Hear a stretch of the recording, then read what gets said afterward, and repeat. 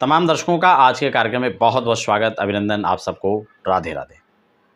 आज का कार्यक्रम आपके लिए बहुत महत्वपूर्ण होने वाला। अगर आप गृह प्रवेश करने जा रहे हैं, गृह प्रवेश के दौरान हम लोग जब गृह में प्रवेश करते हैं तो सबसे पहले हमें कौन सी वस्तुओं के साथ में गृह प्रवेश करना चाहिए, आज की चर्चा खासकर इसी पर रहने वाली है। हम कार्यक्रम में आगे बढ़े इससे पहले एक छोटा सा निवेदन, अगर आप पहली बार चैनल पर विजिट कर रहे हैं तो चैनल को सब्सक्राइब करने का बिल्कुल सही मुहूर्त है।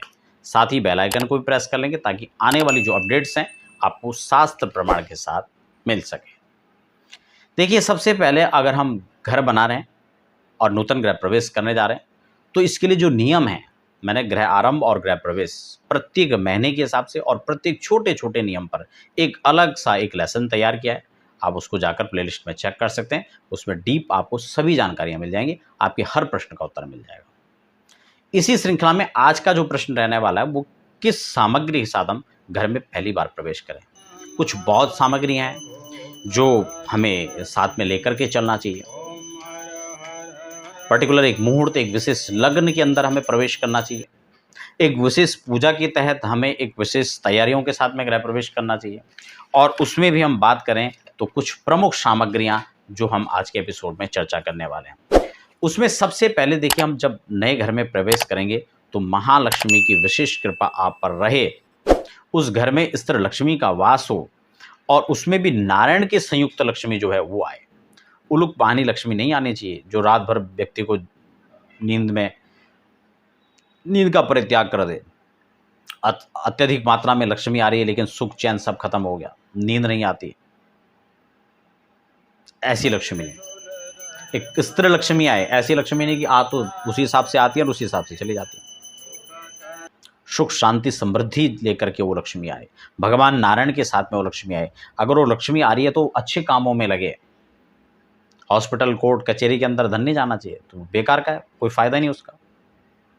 तो इसलिए ऐसी लक्ष्मी घर के अंदर आए तो आपको यहाँ पर कौन कौन सी सामग्रियों के साथ प्रवेश करना चाहिए उस पर हम थोड़ा सा यहाँ पर चर्चा कर रहे हैं। तो सबसे पहले श्रीयंत्र। अगर स्फटिक का श्रीयंत्र है, नहीं है तो आप नए गृह प्रवेश पर उसको ले सकते हैं। मैं स्फटिक इसलिए भी रिकमेंड करता हूं क्योंकि स्फटिक आपकी नकारात्मक ऊर्जाओं को सोखने के लिए बहुत अच्छी चीज़ है।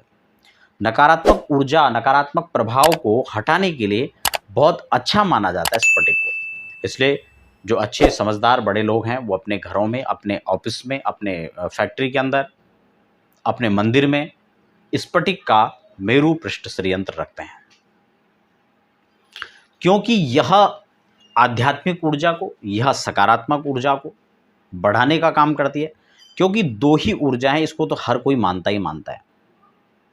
इसीलिए सिर्फ हमारे हिंदू धर्म में नहीं, बहुत सारे अन्य धर्मों के अंदर, उसमें भी यहाँ तक कि मुस्लिम धर्म के भी, हमारे बहुत सारे ऐसे भी क्लाइंट्स हैं जो मुस्लिम हैं और उन्होंने इस चीज़ के लिए इसके अनुभव हमारे साथ शेयर किए हैं कि हम इसका कितना लाभ लेते हैं। तो आप समझ पा रहे होंगे मैं क्या कहना चाह रहा हूँ। तो ये ऊर्जा क्योंकि हर कोई मानता है, सकारात्मक और नकारात्मक, पॉजिटिविटी और नेगेटिविटी जो है इसको हर कोई स्वीकार करता है। ये कोई मानने और ना मानने की चीज़ नहीं है, ये है तो है। तो इसमें नकारात्मक ऊर्जा को सोखने का काम और सकारात्मक ऊर्जा को बढ़ाने का काम स्फटिक करता है। इसलिए स्फटिक का श्रीयंत्र आप घर में जब प्रवेश करने जा रहे हैं तो आप उस थाली में रख सकते हैं, जो प्रवेश की एक विशेष थाली आप बना रहे हैं। उसको आप पीतल की या कांसे की थाली आप ले सकते हैं।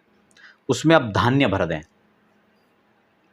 धान्य में आपको बहुत ज़्यादा कुछ समझ में नहीं आ रहा तो चावल तो आप भर सकते हैं, चावल से उसको भर लीजिए। कुछ उसमें पुष्प का आसन ऊपर से आप बिछा दीजिए। फिर आप सबसे पहले इसमें श्रीयंत्र रखें, ठीक है। दूसरा, कुछ चीज़ें आप नोट कर लीजिए इसमें। वैसे तो सामग्रियाँ कई सारी इसमें, लेकिन जो प्रमुख सामग्रियाँ हैं, श्रीयंत्र आप इसमें रख लीजिए। तुलसी का विरबा, एक गमला आप अपने पास रखें। अगर वो नहीं है तो आप तुलसी के कुछ पत्ते इस थाली में रख लीजिए। इसके साथ में आप कछुआ को भी बड़ा शुभ और पवित्रतम माना जाता है। भूमि पूजन में भी कुछ लोग इसको रखते हैं और गृह प्रवेश में तो आप इसको रख ही सकते हैं, कोई दिक्कत नहीं है। तो आप एक कछुआ भी, जो चांदी का ले लें, पीतल का ले लें, किसी भी धातु का, मेटल का ले लें, वो आप इसमें रख सकते हैं। इसके साथ आप एक अक्षी नारियल इसमें रख सकते हैं, ये बड़ा शुभ माना जाता है। ठीक है। इसके साथ कोई ग्रंथ अगर आप रख लीजिए, इसमें रख लें तो बहुत अच्छा है, आप इसको भी रख सकते हैं। इसके साथ में 3 चीजें बहुत महत्वपूर्ण है, एक तो गौ, एक ब्राह्मण, एक कन्या, 3 चीजें। बिहार में मैं अक्सर देखता हूं, पूर्वांचल का जो हिस्सा है, पूर्वी उत्तर प्रदेश का जो हिस्सा है, वहां पर और बिहार के अंदर और कई कुछ खास जगह हैं जहां इसको विशेष महत्ता दी जाती है। अब दिल्ली जैसे एनसीआर के अंदर तो संभव नहीं है, बड़े बड़े महानगरों के अंदर संभव नहीं, कि वहां तो गाय मिलना ही मुश्किल है पहले, फिर गाय को इतने हजारों मंजिल के फ्लैट में कौन लेके जाएगा। लेकिन आप चांदी की गाय बना करके इस थाली में रख सकते हैं, ये तो संभव है। ऐसी काम चलेगा जब है ही नहीं, व्यवस्था ही नहीं उस प्रकार की, तो क्या करें हम लोग। हम भी आधे में लटके हुए, ना ऊपर के रहे ना नीचे के, कई कई मंजिलों में लटके हुए। तो देश काल परिस्थितियां हैं भाई, वो अपने कारोबार की दृष्टि से, नौकरी को लेकर के, अपने बच्चों परिवार को लेकर के वहाँ पे सेटल हो गया, तो अब उस परिवेश में रहना है तो वहाँ के हिसाब से घर भी बनाना पड़ेगा, वहाँ के हिसाब से रहना ही पड़ेगा, वहाँ के हिसाब से काम भी करना पड़ेगा, ठीक है ना। तो वो विषय थोड़ा अलग है, तो उसके लिए चांदी की गाय का एक प्रावधान हमारे पास है, हम उसको रख सकते हैं।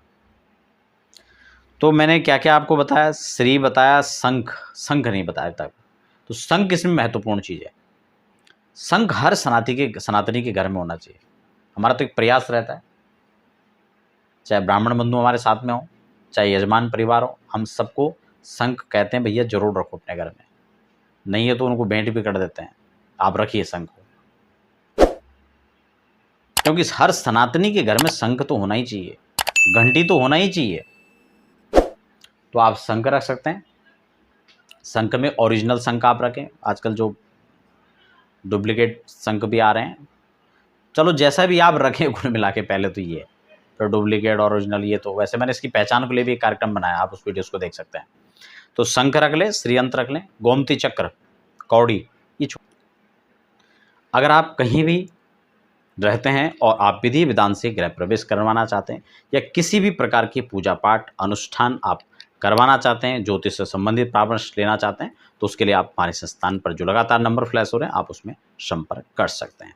ये छोटी छोटी चीज़ें, आप इनको भी रख सकते हैं, ठीक है। एकाक्षी नारियल जैसे मैंने आपको कहा, इसके साथ में आप कुछ ग्रंथ, आप मानस का गुटका रख सकते हैं, गीता रख सकते हैं, ठीक है। ये सब, तुलसी का पौधा गमले के रूप में आप रख सकते हैं, पत्ते के रूप में आप रख सकते हैं, ठीक है। और 3 चीज़ें, गौ, ब्राह्मण और कन्या। कन्या में नहीं कि आप 15 साल की बेटी को कन्या बता के उसको, नहीं, आदरणीय है, पूजनीय है ना, लेकिन कन्या का मतलब छोटी कन्या, जो कि 7-8 साल तक, 10 साल तक की मैक्सिमम हो, बस उससे ऊपर नहीं, ठीक है। उसमें भी 2 साल, 3 साल, 4 साल, 5 साल, 6 साल वाली हो तो और अच्छी है। वैसे देवी भागवत महापुराण में कन्याओं के बारे में बताया, कौन सी कन्या को जिमाना चाहिए, कौन सी कन्या किस लिए जिमाई जाती है, कौन सी कन्या का स्वरूप कौन सा होता है, कितने वर्ष की कन्या किस रूप में पूजित होती है, वो खैर विषय डीप है। तो जो आवश्यक है मैं आपको बता रहा हूँ, 2 साल 3 साल की कन्या से लेकर 6-7 साल तक बहुत अच्छा है, 10 साल तक चलेगा। तो गौ, ब्राह्मण, कन्या, इन तीनों को रखें। सपत्नीक, पति पत्नी जो है, जल का कलश भर करके, वरुण आदि देवताओं का पूजन करके, ठीक है, और फिर आप इस सामग्री के साथ में गृह प्रवेश करें। पति पत्नी, पत्नी बाएं ओर रहना चाहिए, पति दाएं ओर रहना चाहिए, पति का पहला दायां पैर, पत्नी का पहले बायां पैर, और ऐसी व्यवस्था के साथ में, वेद मंत्र के साथ, शास्त्र श्रुति के साथ में, चतुर्वेदों के पारायण के साथ में, अथर्वशीर्ष के पाठ के साथ में, सुस्तिवाचन के साथ में, और तब फिर उनको प्रवेश करना चाहिए। अगर आप कहीं भी रहते हैं और आप विधि विधान से गृह प्रवेश करवाना चाहते हैं, या किसी भी प्रकार की पूजा पाठ अनुष्ठान आप करवाना चाहते हैं, ज्योतिष से संबंधित परामर्श लेना चाहते हैं, तो उसके लिए आप हमारे संस्थान पर जो लगातार नंबर फ्लैश हो रहे हैं, आप उसमें संपर्क कर सकते हैं।